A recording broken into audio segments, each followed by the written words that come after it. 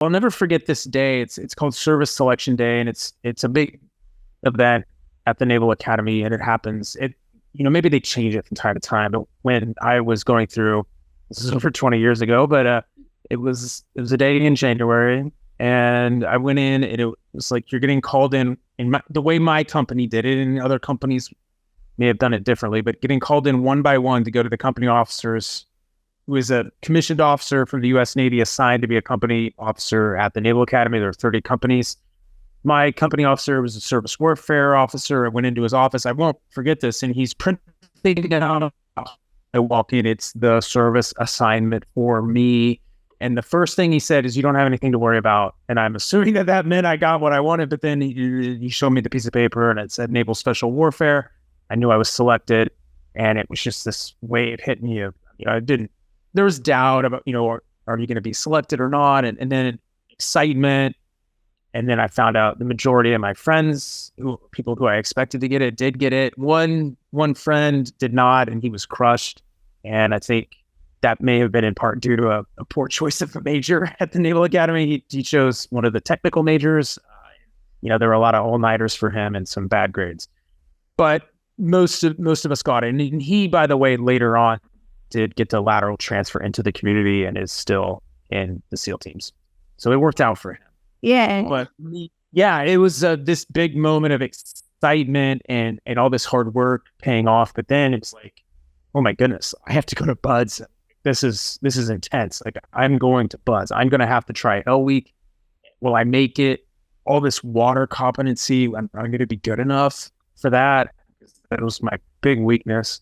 And so I need to get to work. And then later that we have to figure out, the 16 of us, which order we're going to go into BUDS, because we can't all go in one class. You have to kind of divide amongst multiple classes, and who's going to go right away, who's going to wait a little bit, and which people are you going to go with, and that has to get sorted out. But it was a big night, a night of celebration, no doubt.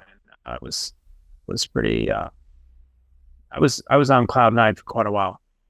So you mentioned there's a fear, like the water. There's this, and phase 2 is it's all water, and there are some evolutions where like you're underwater and the instructors are messing with you, and you have to go through those steps of staying calm and going through every single procedure to pass the evolution. And I remember hearing the evolution and just I have a fear of the water. And I love the water, but I have this fear of it. And I don't know how I would be like stay calm when, essentially I am running out of oxygen, and like, and breathing and all that stuff. So what challenges did you go through, and how did you prepare yourself and train yourself to be able to stay calm under pressure of a fear that you also had? This is a good question. Most of it comes down to exposure, and I didn't have exposure when I showed up at the Naval Academy. I have the utmost respect for the people in the Navy who enlist right out of high school and go straight to, they go to boot camp, but then they go straight to BUDS, and they're 18 or 19 years old.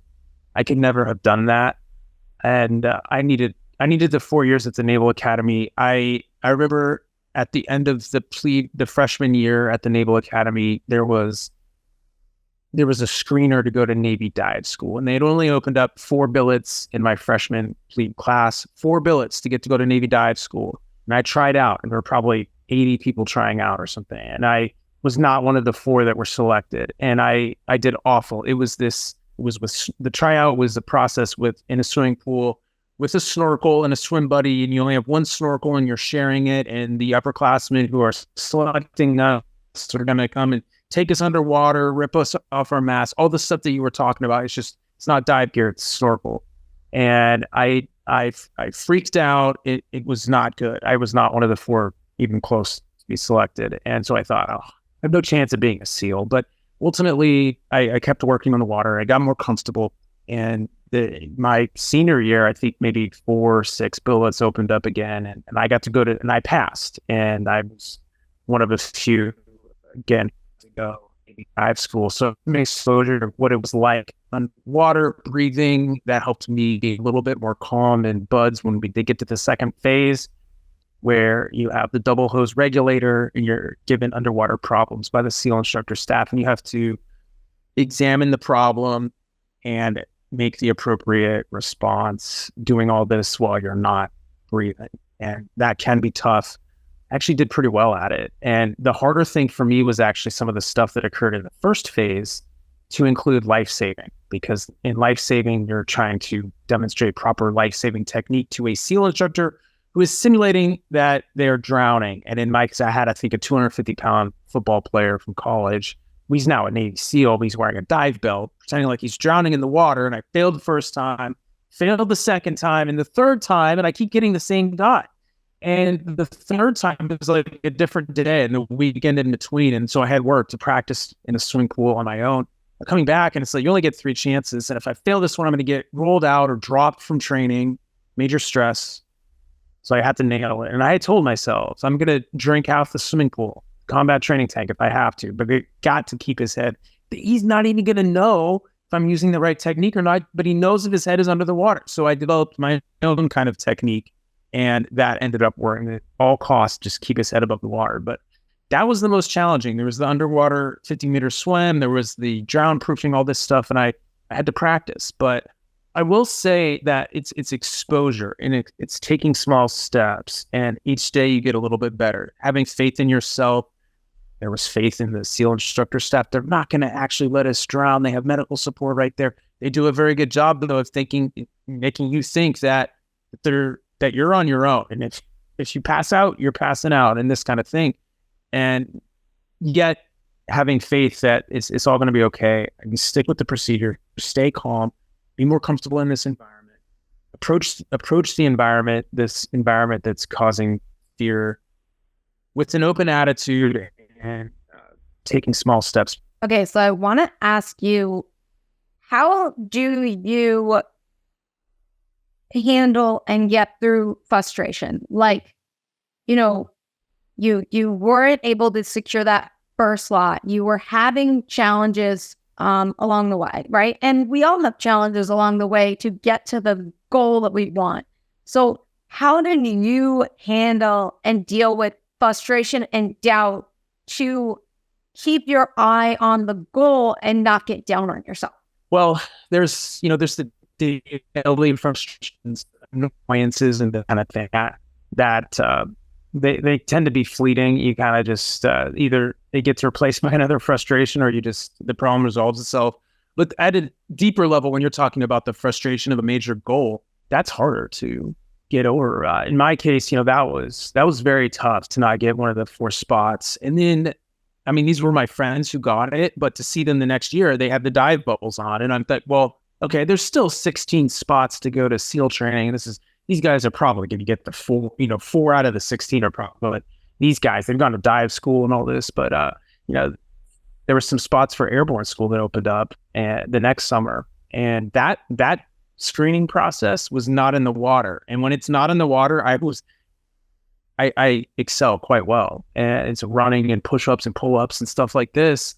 I can do that. And so we didn't have many airborne spots, and I got some of the airborne slots. So that was pretty bad. So I'm feeling like that's awesome. I got an airborne. There's other summer trainings you can do at the Naval Academy between the academic years, but it's limited, the ones that actually would pertain to like wanting to be a SEAL or to help with SEAL training. So to get airborne, even though I had to go to Army Airborne School at Fort Benning, Georgia, which is a miserable experience for static line training, it was cool because it was like, okay, I've got jump wings now. That's like a leg up on the competition. And so, you got to have faith in yourself. You got to have faith that there's going to be setbacks. There's going to be deviations from the pursuit of a long range goal, and the realization of that long range goal is not going to be easy. The pursuit will be riddled with encounters with reality, and there's competition, there's setbacks, there's frustrations, all this stuff. I think you just have to, through action is kind of how you work yourself through this. and having faith in yourself and having faith in forward motion.